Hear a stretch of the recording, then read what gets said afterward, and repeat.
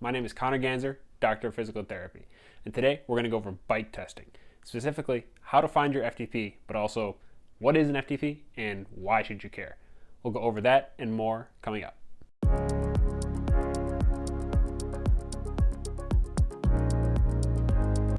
Now, FTP stands for Functional Threshold Power, or in basic terms, it's the amount of power or watts you can hold for about an hour, theoretically, on a bike.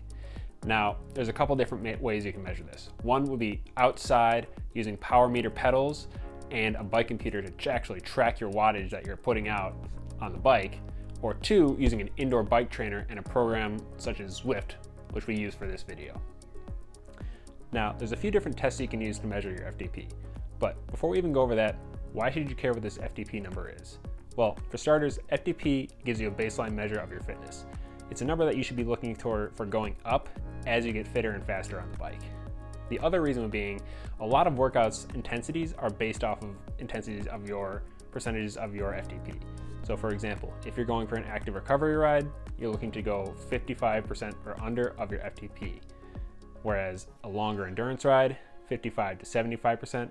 And then there are other types of workouts, including sweet spot, threshold, tempo, and anaerobic workouts that use higher and higher percentages of your FTP that we'll go over in a later video. So now that we know why FTP is so important, let's go over the few of the tests that you can use to measure it. First being the 60-minute test.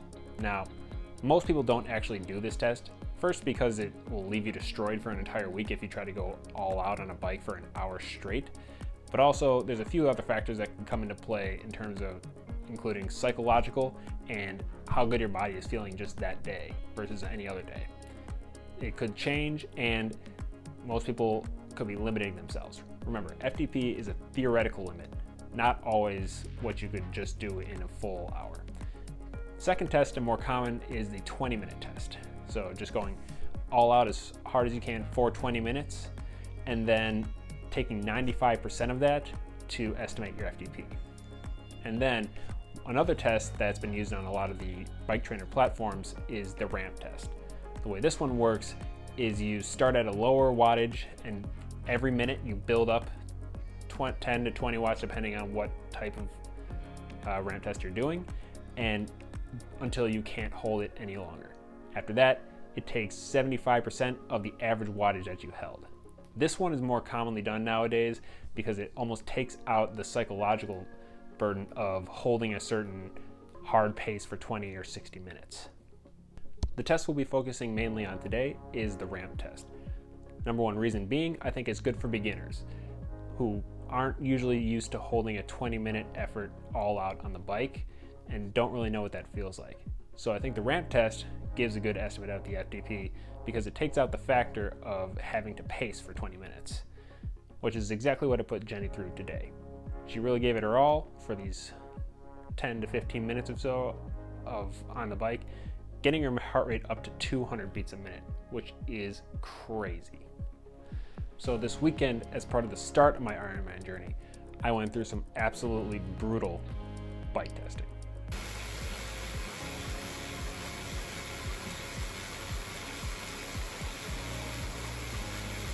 My coach Tyler here scheduled a 1 minute all-out power, followed by two 15-second all-out sprints into a 5-minute all-out sprint, and then finally ended with a 20-minute FTP test.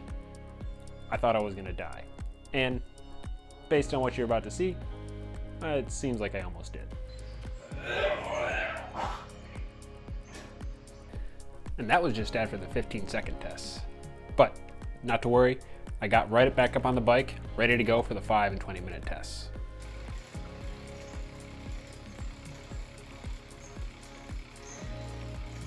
Or maybe not so much. You crumbled like a Nature Valley granola bar in a 5th grader's backpack. What, didn't think I'd get any airtime? I literally have nothing better to do. It was an absolutely insightful workout, we'll call it that. Just based on where my mental capabilities are at, as well as my physical capabilities.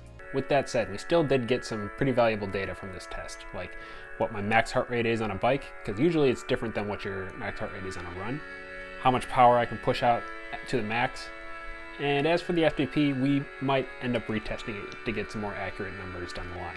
But again, thanks for watching. My name is Connor Ganser, Doctor of Physical Therapy. Please don't forget to like and subscribe if you want more of this content, and I'll see you in the next video.